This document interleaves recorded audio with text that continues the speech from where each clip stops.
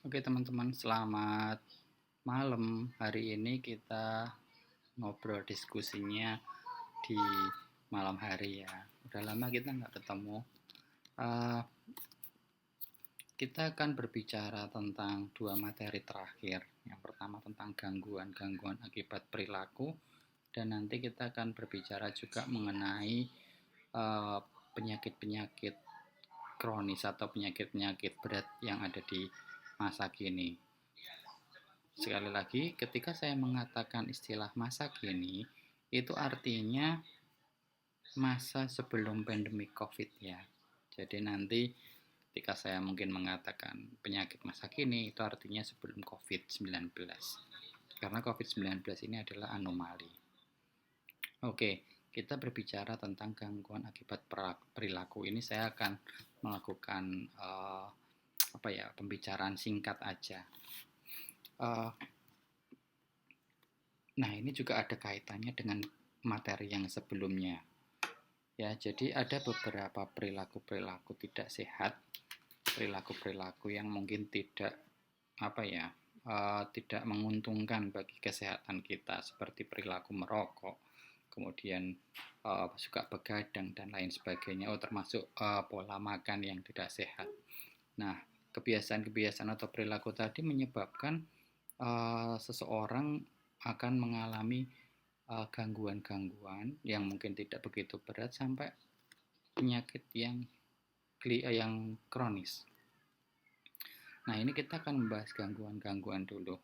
Jadi gangguan ini bisa dikatakan belum menjadi suatu penyakit tapi sudah menjadi gangguan. Yang pertama adalah tentang obesitas. Teman-teman tahu lah ya, ketika kita berbicara obesitas, apa yang ada di dalam pikiran kita, yaitu seorang yang mungkin sangat uh, gemuk banget,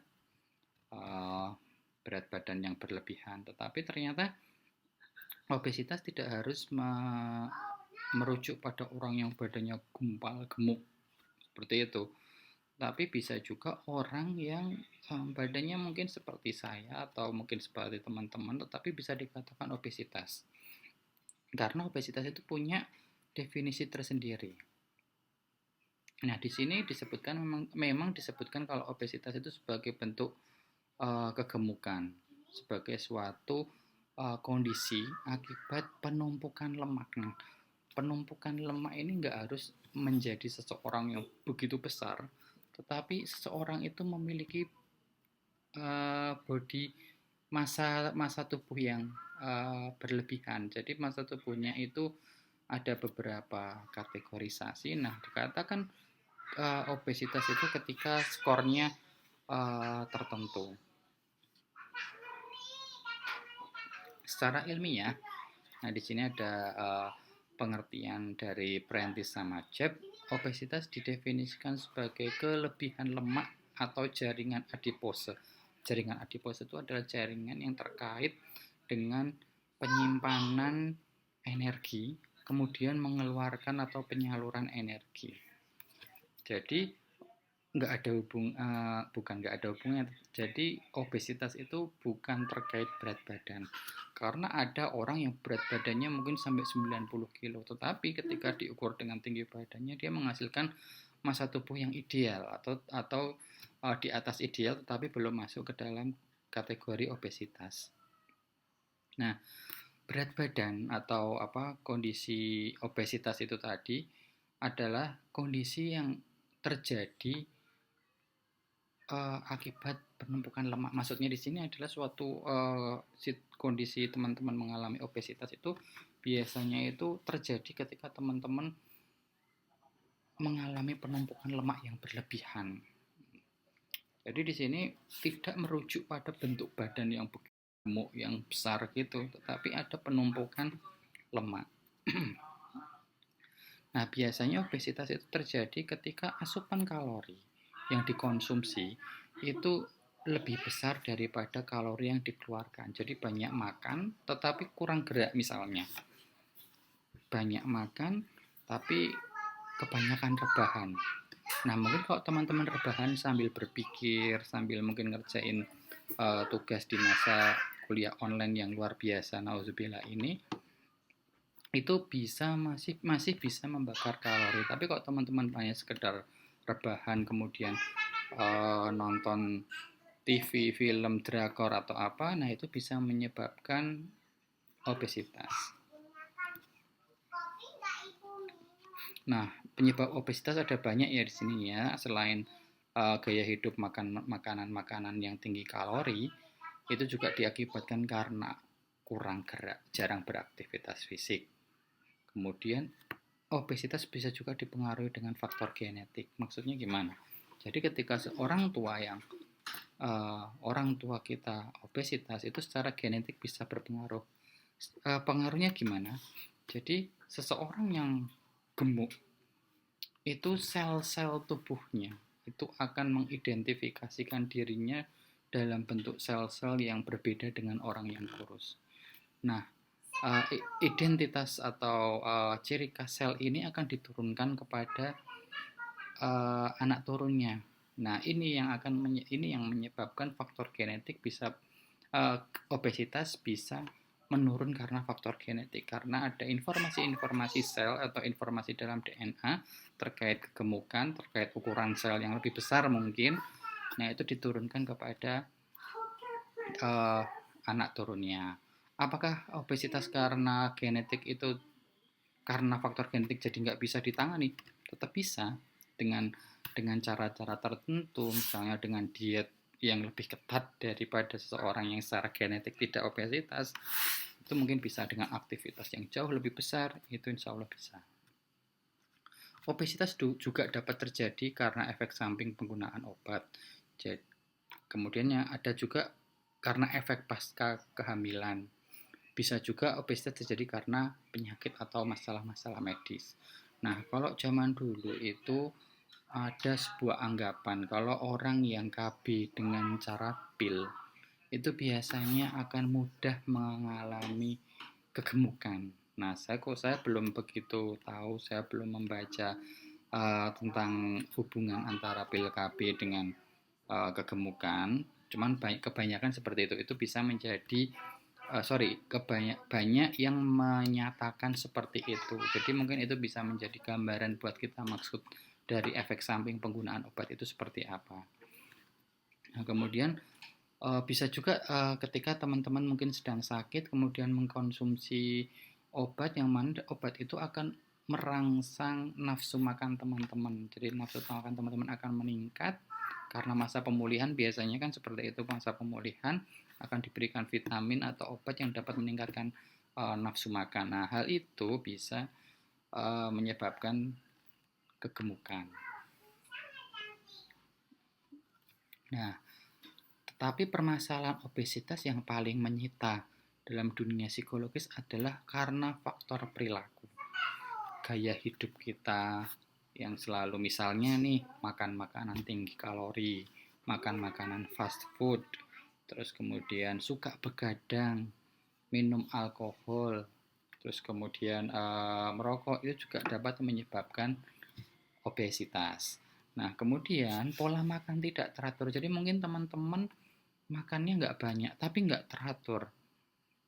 Misalnya nih jam pagi-pagi sarapan, kemudian nanti jam 12 siang sarapan, tapi jam 4 sore makan, kemudian teman-teman begadang.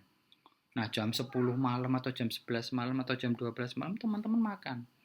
Habis makan, mungkin badannya enak, tidur. Nah, itu adalah habis makan langsung tidur, itu adalah salah satu perilaku yang menyebabkan obesitas. Teman-teman dapat mencari jurnal-jurnal terkait kayak itu, terkait pola makan, kemudian jarak antara pola makan dengan tidur yang terlalu dekat itu dapat menyebabkan kegemukan. Gitu. Nah, kalau perilaku begadang, efeknya atau korelasi antara begadang dengan kegemukan itu tadi. Jadi kalau teman-teman begadang, itu teman-teman akan cenderung misalnya ngemil atau mengkonsumsi makanan. Nah, itu yang akan menyebabkan kegemukan. Nah, gangguan selanjutnya adalah anoreksia nervosa. Jadi mungkin teman-teman tahu ya, sering melihat di televisi atau mungkin teman-teman punya kenalan yang mungkin orangnya sangat kurus. benar-benar kurus, kulit tulang nempel, jadi dagingnya itu sampai dikit banget nih. Nah, gangguan ini mungkin kesannya kayak kayaknya orang nggak mau makan, makanya dikit banget. Tapi ternyata anoreksia itu dapat banyak menyebabkan kasus kematian. Banyak penderita anoreksia yang akhirnya nggak tertolong, akhirnya meninggal. Nah, gangguan anoreksia ini biasanya diikuti dengan gangguan-gangguan psikologis yang lain. Seperti contohnya adalah kecemasan, kemudian depresi. Karena apa? Anoreksia nervosa itu biasanya punya masalah di sistem kognitifnya. Mereka punya pemahaman tentang konsep tubuh idealnya sendiri. Nah, mereka punya gambaran tubuh ideal yang oke, tubuh ideal yang bagus itu yang seperti itu. Dan itu biasanya berbeda dengan orang pada umumnya. Jadi mereka itu punya target sangat kurus, seperti model misalnya. Sampai akhirnya mereka itu mau makan aja itu takut. Sampai akhirnya berat badan mereka itu semakin lama semakin turun. Nah, semakin lama semakin turun, terus di bawah kondisi ideal mereka. Tapi mereka mau makan aja buat naikin aja, takutnya minta ampun. Nah, biasanya gangguan anoreksia ini akan diikuti dengan gangguan yang namanya bulimia. Nah, ini tadi kita sudah sempat berbicara bahwa biasanya penderita anoreksia itu punya konsep ideal self-nya sendiri. Mereka punya target, mereka akan mewujudkan itu. Biasanya tentang bentuk yang cantiknya mereka seperti apa, bentuk gantengnya mereka seperti apa, ideal self-nya mereka itu seperti apa. Sampai mereka akhirnya takut, mereka takut untuk menambah berat badannya. Jadi anoreksia memang biasanya ada di kognitif dan itu susah sekali untuk direstrukturisasi secara kognitif karena mereka udah punya pemahaman yang sangat kuat tentang konsep ideal self-nya mereka. Mereka beranggapan kalau mereka nggak seperti itu bukan dia. Kalau berat badannya bukan 50, ini bukan aku. Seperti itu. Hal itu yang menyebabkan anoreksia akan diikuti oleh gangguan psikologis lainnya seperti kecemasan dan depresi. Mereka cemas, mau makan aja cemas, habis makan cemas dan sebagainya. Nah, yang selanjutnya adalah bulimia nervosa. Nah, bulimia nervosa ini adalah gangguan yang biasanya mengikuti anoreksia. Biasanya orang-orang bulimia itu kalau makan itu akan langsung dimuntahkan. Nah, biasanya orang-orang anoreksia yang diikuti oleh bulimia itu ketika dia merasa cemas, tapi mereka punya kekhawatiran, gini kalau saya nggak makan saya bisa selesai, bisa sakit lebih parah. Akhirnya mereka makan. Makanya mereka bingga itu makan berlebihan. Tapi sesudah itu mereka akan memuntahkan semuanya, menggunakan berbagai cara, minum obat lah atau kemudian dicudik-cudik tenggorokannya sampai muntah kayak gitu. Nah, setelah mereka memuntahkan, biasanya mereka akan langsung olahraga berlebihan olahraganya. Makannya misalnya 2 piring, nah mereka akan olahraga 2 hari tidak berhenti misalnya seperti itu. Jadi mereka berpikiran bahwa saya tadi sudah makan kalori sekian, maka saya harus mengeluarkan jauh lebih banyak. Nah, seperti yang tadi disebutkan, biasanya penderita bulimia ini nanti akan makannya sendiri-sendiri. Pertama, mereka tahu kalau mereka sudah melakukan yang salah. Menurut mereka makan adalah perilaku yang salah. Jadi dia akan menganggap, dia punya prinsip saya nggak akan makan. Tapi mereka akan mencuri-curi makan. Karena apa? Karena mereka juga takut dengan anggapan orang lain. Wow, ternyata si A makan. Mereka punya takut dianggap orang seperti itu. Nah, padahal orang lain melihat dia makan biasa aja, tapi dia sudah punya pemikiran atau punya kesalahan kognitif. Jadi mereka akan menganggap, wah, orang lain, kalau sampai orang lain melihat dia makan, itu artinya orang lain berpikiran bahwa kita adalah orang yang tidak konsisten, akan seperti itu.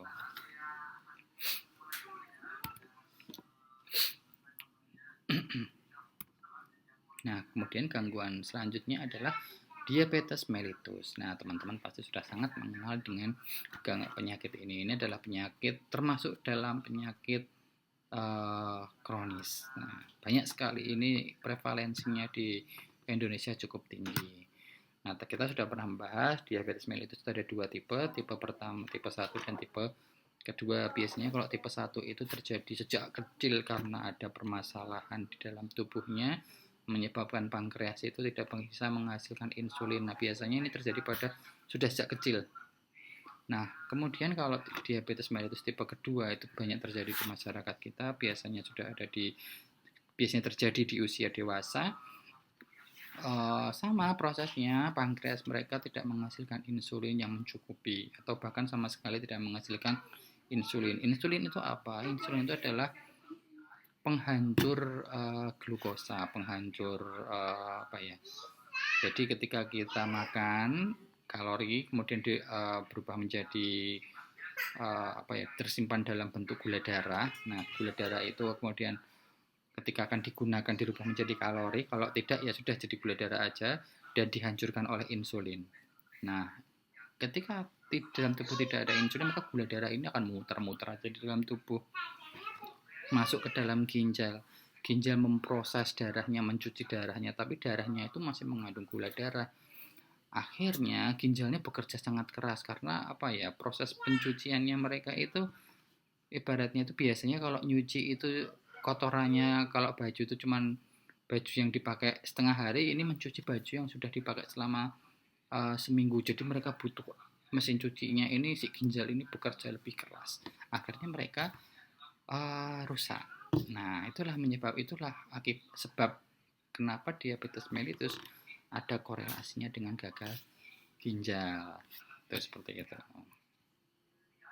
Nah, kita akan bahas lebih lanjut tentang diabetes mellitus di materi selanjutnya. Begitu juga dengan penyakit kardiovaskuler ini. Nah, kita akan membahas tentang beberapa faktor yang menyebabkan gangguan-gangguan tadi. Faktor-faktor perilaku yang bisa membuat orang mengalami gangguan-gangguan tadi. Yang pertama jelas merokok. Merokok mungkin kita banyak mendengar cerita bahwa itu si kakek X atau kakek Y udah merokok sejak zaman dulu, umurnya juga 90 tahun masih baik-baik saja. Atau mungkin kita tahu ya, Menteri Kesehatan yang sudah meninggal, saya lupa namanya, beliau meninggal karena penyakit kanker paru-paru, padahal kayak hidupnya sangat sehat, pola hidupnya sangat bagus, dia dokter, dia Menteri Kesehatan, tetapi dia meninggal karena kanker paru-paru. Nah, jadi akhirnya akan ada pendapat ngerokok nggak masalah, toh kalau nggak ngerokok juga ada juga yang kena kanker paru-paru. Tetapi teman-teman kita harus tahu bahwa sebenarnya merokok itu bagaimanapun juga ada zat lain dari luar dianggap asing oleh tubuh yang masuk ke dalam sistem pernafasan kita.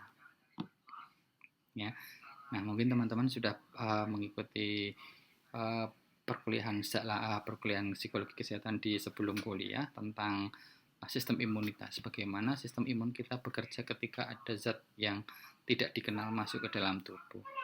Nah, begitu juga dengan perilaku merokok, di mana kita secara sengaja memasukkan zat asing ke dalam tubuh. Tentu saja itu akan menimbulkan alarm di dalam tubuh, menyebabkan sistem imun kita bekerja untuk mencari. Nah, sementara sistem imun kita itu bagaimanapun juga tetap terbatas. Sementara kita terus-terusan merokok, mereka akan kalah. Akhirnya ya nggak kuat, tubuh rusak. Nah, kalau kasus kenapa simbah-simbah tadi sampai umur 90 tahun dia masih sehat walaupun dia perokok berat, mungkin ada banyak faktor yang ada di lingkungannya. Mungkin dia punya kebiasaan makan yang sehat, dia punya kebiasaan minuman yang sehat, atau dia punya habit kebiasaan olahraga yang mungkin membantu meningkatkan sistem imunnya. Kita tidak tahu. Kemudian yang kedua adalah kebiasaan makan makanan tinggi lemak. Nah, sebenarnya makan makanan tinggi lemak itu tidak masalah kalau diimbangi aktivitas fisiknya. Nah, sementara budaya kita itu, kebiasaan kita itu kalau budaya mager gitu loh. Jadi kita mau ke warung, biasanya saya tuh mau ke warung dekat rumah gitu, sebenarnya kalau jalan ya cuma 5 menit, tapi naik motor Alasannya saya sangat mudah untuk menemukan alasan kenapa saya harus naik motor dan tidak jalan kaki. Pertama mungkin panas, kemudian jalannya agak menanjak, dan saya mau beli aqua galon yang berat, jadi saya menggunakan motor. Nah, alasan bisa dicari. Tetapi kalau kita punya kebiasaan makan makanan tinggi lemak, makan makanan yang rendah nutrisi, tetapi kita mageran. Nah, kita tadi sempat bahas kalori yang masuk lebih besar daripada kalori yang kita gunakan. Nah, ini akan menyebabkan permasalahan, akan menyebabkan penumpukan lemak. Kalau lemaknya itu sudah menumpuk dan kemudian numpuk di sistem pembuluh darah kita, menyebabkan pembuluh darah kita menjadi menyempit. Nah, gangguannya bisa gangguan kardiovaskuler, bisa menyebabkan teman-teman sakit jantung, bisa menyebabkan gangguan yang mungkin lebih parah lagi seperti stroke, jadi pembuluh darahnya yang bermasalah, cerebrovaskuler. Kita akan bahas nanti. Nah, kemudian selain perilaku-perilaku tadi, gangguan-gangguan tadi juga disebabkan oleh faktor psikososial yang lain. Tingkat pendidikan yang rendah, tingkat ekonomi yang rendah, kurangnya dukungan sosial, itu semua dapat menyebabkan kita terjerumus pada perilaku tidak sehat. Lah gimana kita tidak terjerumus di perilaku tidak sehat? Karena kita nggak tahu kalau ternyata habis makan langsung tidur itu ternyata nggak baik bagi kesehatan. Loh, kamu nggak tahu kenapa? Ya gimana, saya sekolah SD aja nggak lulus. Nah, tingkat pendidikan yang rendah ada hubungannya dengan perilaku salah karena kita tidak tahu. Nah, kemudian pendapatan atau ekonomi rendah. Misalnya nih, wah ya gimana, saya harus bekerja, bangun pagi, kemudian saya harus bekerja sampai malam. Saya baru punya uang di malam hari. Di malam hari saya baru bisa makan. Sementara saya pagi hari harus bekerja lagi. Akhirnya habis makan langsung tidur. Nah, hal-hal seperti ini yang mungkin sulit untuk kita hindari. Bagaimana seseorang itu secara sosial, psikososial itu berpengaruh pada gangguan-gangguan seperti itu tadi. Nah, kemudian faktor psikologis seperti stres, cemas, depresi, emosi yang tidak stabil itu jelas-jelas sangat berhubungan dengan gangguan-gangguan atau penyakit. Karena apa? Gangguan-gangguan psikologis itu meskipun tidak ada wujudnya secara fisik tetapi menggunakan energi tubuh. Sama juga stres, cemas, dan depresi itu akan dianggap sebagai suatu masalah, menyebabkan sistem syaraf simpatis kita bekerja lebih optimal, detak jantung lebih kencang, aliran darah lebih cepat, semua bergerak lebih kencang, tetapi masalahnya itu akan sulit kita hadapi, sulit kita selesaikan. Itu yang menyebabkan kenapa faktor psikologis juga berpengaruh pada gangguan-gangguan yang tadi sudah kita sebutkan. Oke ya, nah sekarang kita akan berbicara mengenai penyakit-penyakit berat. Nah, sekarang saya mau nanya teman-teman di sini. Saya yakin semuanya pasti pernah merasakan rasa sakit, meskipun itu hanya sederhana. Pilek kah? Atau sakit kepala kah? Atau bahkan cuma sekedar gatel. Gatel itu juga termasuk rasa sakit sebenarnya. Nah, itu semua adalah contoh-contoh penyakit yang temporer, bisa ditangani secara segera.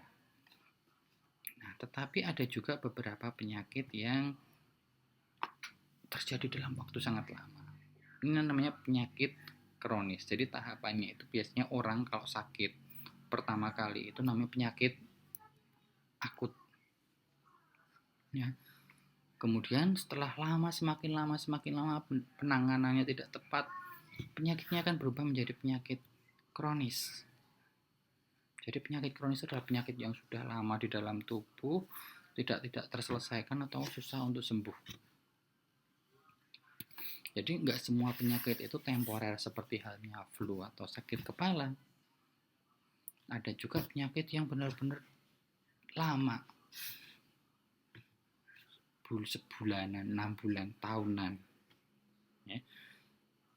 paling mudah memang memberikan contoh penyakit diabetes mellitus. Itu biasanya terjadi dalam waktu sangat lama. Bahkan dikatakan diabetes mellitus adalah penyakit yang nggak bisa sembuh.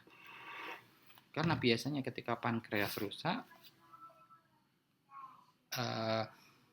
produksi insulin menurun, ya sudah selamanya akan insulin yang dihasilkannya cuma segitu.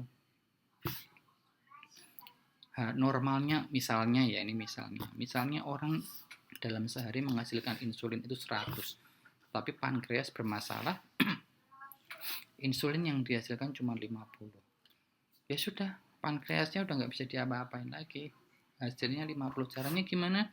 Ya orangnya yang dimodifikasi supaya makanan yang dikonsumsi, supaya gula darahnya itu hanya membutuhkan 50 insulin. Jadi bagaimana caranya 50 insulin ini bisa cukup untuk tubuhnya. Jadi modifikasi hidup. Nah, 70% orang dewasa yang sakit diabetes mellitus itu biasanya meninggal.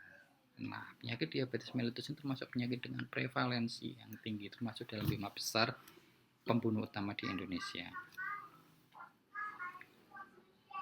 Nah, ini penyakit kronis merupakan penyakit yang dapat menimbulkan akibat signifikan dalam mortalitas, kematian, mortalitas, morbiditas, hingga biaya. Morbiditas itu biasanya terjadi dalam waktu sangat lama dan kemudian bisa menimbulkan efek samping atau ada kaitannya dengan penyakit lainnya. Seperti tadi saya sebutkan, gangguan diabetes mellitus itu akan berhubungan dengan penyakit gagal ginjal biasanya. Diabetes mellitus biasanya akan berkaitan dengan stres, akhirnya berujung pada depresi berat. Nah, gangguan psikologis berat. Nah, ada 2 istilah dalam penyakit kronis itu. Ada istilah, teman-teman mungkin kenal ya, kalau dalam bahasa Inggris itu ada disease sama ada illness.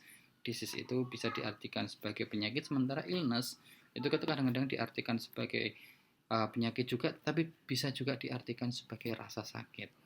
Nah, kalau disease itu didefinisikan sebagai gejala fisiologis yang diartikan secara objektif. Jadi disease itu biasanya penilaian dari orang lain, ahli, biasanya dokter.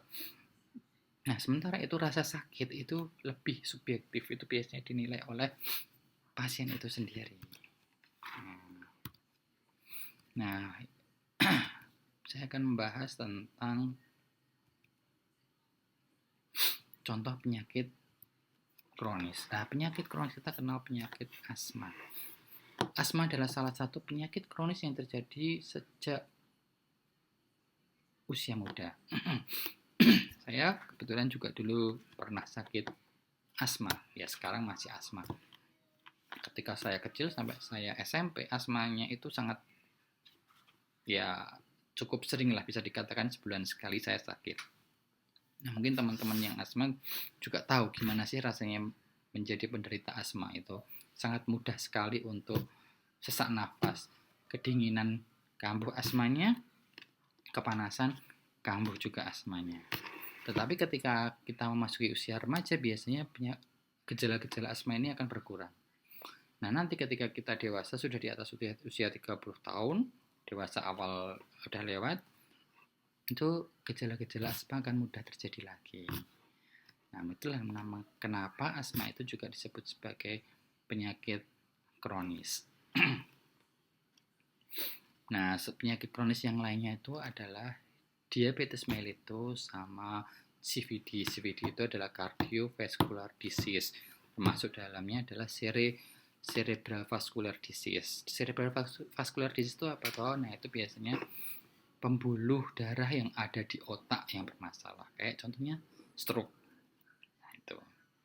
Nah, penyakit kronis itu pasti akan menyebabkan perubahan, baik itu fisiologis, psikologis, sosial, hingga perubahan budaya. Nah, secara fisiologis jelaslah biasanya menderita DM atau CVD itu akan, misalnya badannya sebelumnya seger akan menjadi layu. Perubahan fisik itu adalah perubahan yang pasti terjadi dan bisa teramati. Nah, tetapi perubahan fisik ini juga bisa bisa ditangani juga ketika kita sudah tahu gangguannya seperti apa, kemudian perubahan perilaku. Nah, diet untuk menderita DM biasanya akan diet, olahraga. Nah, biasanya nanti tubuhnya malah menjadi lebih bagus, lebih segar kalau teman-teman kalau penderita itu tadi disiplin dalam dietnya. Nah, kemudian orang-orang yang punya sakit kronis itu biasanya pasti secara psikis itu akan terpengaruh. Biasanya di awal-awal penderita DM itu biasanya akan mengalami masalah-masalah psikologis, stres lah, cemas dengan masa depannya gitu. Besok aku, wah gimana nih, aku sekarang udah nggak bisa makan kayak biasanya, aduh gimana ini saya, jadi akhirnya malas pergi kemana-mana. Secara sosial pun terpengaruh, dia akan menjadi menutup diri. Nah, secara sosial jelas akan terpengaruh ya. Lalu bagaimana dengan budaya? Nah, budaya mungkin adalah satu-satunya hal yang tidak terpengaruh secara langsung, tapi pasti tetap terpengaruh. Contohnya apa? Contohnya COVID-19 ini. Sukses mempengaruhi aspek budaya. Kalau sebelumnya secara budaya, dulu kita lebaran pasti akan keliling ke rumahnya teman-teman, saudara-saudara, tetangga-tetangga, bersalam-salaman, sungkem. Nah, tetapi di era ini budaya itu semuanya hilang. Teman-teman tetap di rumah, tidak bersalam-salaman atau bermaafan dengan teman secara langsung, ke rumah tetangga, ke rumah saudara, tidak semuanya dilakukan by online seperti kita kuliah ini. Nah, itu adalah salah satu aspek tidak langsung. Lalu kalau untuk penyakit kronis seperti DM atau CVD gimana? Nah, untuk penderita yang benar-benar sudah, misalnya nih, udah parah ya, jadi dia hanya bisa stay di rumah dan dia tidak melakukan modifikasi perilaku atau tidak melakukan suatu usaha untuk sembuh. Nah, mungkin dia akan terbatas aktivitasnya. Misalnya nih, orang sakit itu akan bebas nilai, bebas dari apapun. Ketika saya berusia muda, ketika saya sakit, akan ada orang tua yang menjenguk. Saya posisinya tetap di bawah, mungkin sambil duduk, sambil tidur, dan justru orang yang lebih tua itu yang akan mendatangi dan kemudian bersama. Nah, itu secara budaya sudah merubah. Itu adalah salah satu contoh budaya yang terpengaruh secara tidak langsung akibat penyakit kronis. Kemudian penyakit kronis ini ada di Indonesia, ada beberapa, ini kita bicara dunia. Di dunia itu ada 4 penyebab utama kematian. Yang pertama adalah penyakit kardiovaskular yang namanya penyakit jantung. Kemudian ada penyakit pernafasan. Ketiga, penyakit cerebrovaskular, stroke. Dan keempat, kecelakaan. Sementara di Indonesia nomor 1 adalah hipertensi. Pembunuh utama di Indonesia nomor 1 adalah hipertensi. Kedua, stroke. Ketiga, diabetes mellitus. Keempat, gagal ginjal. Ada hubungannya banget sama diabetes mellitus. Terakhir, kelima adalah kanker. Semuanya ini penyakit yang tidak menular. Bukan karena virus, bukan karena bakteri. Tapi penyakit-penyakit karena kebanyakan karena faktor perilaku, gaya hidup. Nah, mungkin secara genetik memang bisa. Secara genetik kita punya gen yang mudah mengalami diabetes mellitus, tetapi dengan perilaku yang tepat, penyakit itu mungkin tidak akan terjadi pada kita. Nah, sementara untuk orang yang secara genetik tidak punya riwayat diabetes mellitus, orang tuanya tidak ada masalah, kakek neneknya tidak ada masalah, tetapi perilaku hidupnya itu tidak teratur, nah maka resiko mengalami diabetes mellitus sangat tinggi. Pembunuh utama di Indonesia 5 adalah penyakit tidak menular dan semuanya bisa disebabkan oleh gaya hidup. Nah, terus gimana nih kalau sudah terlanjur sakit? Nah, secara psikologis kita punya yang namanya strategi coping. Sakit kronis adalah sakit yang parah. Jangan biarkan aspek psikologis kita juga ikut terluka. Fisik kita sudah lemah, fisik kita sudah sakit, jangan biarkan pikiran kita, jangan biarkan perasaan kita juga ikut sakit. Nah, aspek psikologislah yang harus dijaga. Ada beberapa strategi coping. Yang pertama mungkin behavioral modification, perubahan perilaku. Cara makannya diganti, diet, makan makanan mana yang dimakan, makanan mana yang dihindari, mana yang boleh dimakan, semuanya harus dilakukan secara ketat. Jadwal makan pun juga harus ketat. Kemudian menjauhi kebiasaan-kebiasaan buruk seperti merokok, minuman keras, minuman alkohol. Tidur dalam waktu yang cukup, tidak begadang. Olahraga, meningkatkan aktivitas fisik. Nah, meskipun kita sudah melakukan itu semua, memang masih ada sih kemungkinan penyakit kita ini akan semakin parah. Ya, jadi kita sudah melakukan modifikasi perilaku, sudah melakukan hal-hal positif. Hal itu tidak menjamin kita akan bisa sembuh atau tidak menjamin kita bisa bebas dari penyakit itu. Nah, tapi seperti yang tadi sudah saya sampaikan, paling tidak aspek psikologis kita jangan sampai ikut sakit. Ada beberapa penyesuaian ketika kita mengalami penyakit kronis. Yang pertama adalah kita harus punya target nih. Kita harus berhasil dalam tugas sehari-hari. Misalnya nih, dalam sehari-hari kita mandi sehari 2 kali, kita makan secara mandiri sehari 3 kali. Itu bisa kita lakukan semuanya. Kita bisa melakukan aktivitas sehari-hari. Itu adalah salah satu indikator keberhasilan kalau kita tidak terpengaruh oleh penyakit kronis kita. Yang kedua, pastikan tidak ada gangguan psikologis yang muncul. Jadi okelah mengalami sakit, oke, dokter mengatakan kita DM, oke, dokter mengatakan kita punya masalah dengan kardiovaskular kita. Tetapi paling tidak jangan sampai muncul gangguan psikologis. Oke lah, kita kasih waktu sedih. Tapi jangan sampai kesedihan kita ini menyebabkan emosi yang tidak stabil, menyebabkan kita kehilangan harapan hidup. Cemas boleh, tapi jadikan kecemasan ini menjadi sumber energi kita untuk hidup lebih baik lagi, untuk melakukan modifikasi perilaku kita. Indikator ketiga adalah rendahnya tingkat pengaruh negatif dan tingginya pengaruh positif. Maksudnya apa? Maksudnya adalah kita nggak baperan. Jadi ketika ada berita-berita negatif, okelah, jangan sampai berita negatif itu mempengaruhi kita.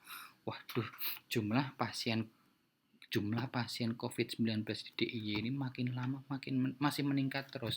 Sehari 2, sehari 3, kemarin sempat naik 8. Itu adalah contoh-contoh berita negatif. Jangan sampai berita itu menjadi mempengaruhi diri kita. Karena apa? Begitu itu berpengaruh pada kita, emosi kita tidak stabil, maka tinggal tunggu waktu saja bahwa gangguan psikologis itu akan datang ke dalam diri kita. Nah, sementara untuk pengaruh positif, sebaliknya, kita melihat, oke, angka positif pasien COVID di DIY meningkat terus. Tetapi paling tidak untuk saat ini, jumlah pasien yang dirawat masih stabil di angka 52. Bahkan jumlah yang sembuh pun makin lama makin banyak. Nah, itu bisa kita mengambil sesuatu yang positif dan itu meningkatkan, oke, kalau begitu kita harus bisa bangkit, kita pasti bisa melewati masa COVID-19 ini. Nah, itu salah satu contoh bagaimana kita mengambil berita-berita negatif dan positif dan menyikapinya dengan tepat. Yang keempat adalah penyesuaian status fungsional yang baik. Maksudnya apa? Misalnya nih teman-teman sakit DM atau CVD, teman-teman sebagai mahasiswa, status fungsi teman-teman, tugas teman-teman sebagai mahasiswa tetap dapat dilakukan. Teman-teman tetap bisa menghadiri kuliah, teman-teman tetap bisa melaksanakan tugas sampai akhirnya teman-teman bisa lulus. Nah, status fungsi teman-teman itu artinya baik. Yang kelima adalah kepuasan dalam berbagai bidang kehidupan. Jadi tidak mudah, jadi tidak terbawa dengan situasi sakit. Oke, ini aku sakit DM nih, gimana nih? Ya nggak bisa ngapa, udahlah di rumah aja, jaga kesehatan, ben nggak kumat, biar jangan sampai saya jatuh di jalan. Sampai akhirnya itu adalah pemikiran yang baik sebenarnya, pemikiran yang oke, kita bisa terima alasannya, tetapi itu justru membuat dia menutup dirinya dari lingkungan sosialnya. Jadi dia merasa hidup gini-gini aja, akhirnya bosan. Nah, ketika kita sakit ini jangan sampai kita merasa bosan dengan hidup kita. Jadi kita tetap harus melakukan tugas-tugas kita. Karena apa? Jangan biarkan gangguan psikologis itu datang. Jangan biarkan masalah-masalah, biarkan fisik kita yang bermasalah, tetapi jangan biarkan aspek psikologis kita ikut terluka. Nah, kemudian ada hal yang namanya quality of life. Nah, quality of life ini biasanya dilakukan oleh diri sendiri untuk melihat gimana sih kehidupanku itu. Nah, ini adalah penilaian subjektif. Biasanya dokter itu akan memberikan tingkat keparahan penyakit itu dari quality of life pasien. Kalau pasien masih merasa hidupnya itu oke, hidupnya itu berkualitas, maka dokter akan mengatakan, oh penyakitnya Bapak masih bisa terkontrol, masih bisa sembuh, bahkan bisa dikatakan masih bisa sembuh. Tetapi berbeda kalau kita menganggap wah kualitas hidupnya buruk, tidak ngelokro itu tidak punya semangat. Nah, itu biasanya dokter pun akan mengatakan ya ini penyakitnya biasanya akan berat. Karena apa? Karena sampai membuat si pasien itu tidak mampu melakukan apapun. Nah, jadi memang quality of life itu meskipun itu subjektif, tetapi bisa menjadi aspek yang sangat penting untuk sangat penting dalam proses penyembuhan kita. Nah, ini ada beberapa aspek quality of life seperti status fisik, status fungsi fisik. Jadi mungkin jantungnya statusnya bagus, fungsinya gimana, dia tetap bisa berdetak dengan baik, menyebarkan memompa darah ke seluruh tubuh dengan baik. Kemudian ada status psikososial, fungsi sosial, keberadaan penyakit dan gejala-gejala terkait pengobatan. Nah, jadi strategi psikologis adalah salah satu upaya untuk membantu seseorang mengatasi masalah kronis dari suatu penyakit. Jadi dalam suatu studi longitudinal ya, ada rasa bersyukur, kemudian ada rasa optimis, dan kemudian ada harapan. Nah, itu adalah 3 aspek dalam diri kita yang dapat membantu proses penyembuhan. Nah, rasa syukur itu sudah terbukti merupakan prediktor dalam penurunan gejala depresi. Nah, ketika depresinya turun, tinggal tunggu aja penyakit fisiknya juga akan membaik.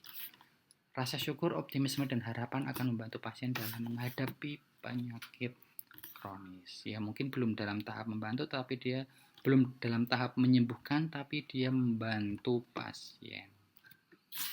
Nah, itu dari saya sebuah penjelasan yang lumayan banyak ya, tapi ya mudah-mudahan membantu teman-teman, mudah-mudahan teman-teman dapat mendapatkan insight dari perkuliahan online yang saya sampaikan malam hari ini. Nah, teman-teman kalau misalnya masih bingung, saya sangat berharap teman-teman menghubungi saya by WA untuk bertanya diskusi lebih lanjut. Oke, terima kasih teman-teman. Selamat malam.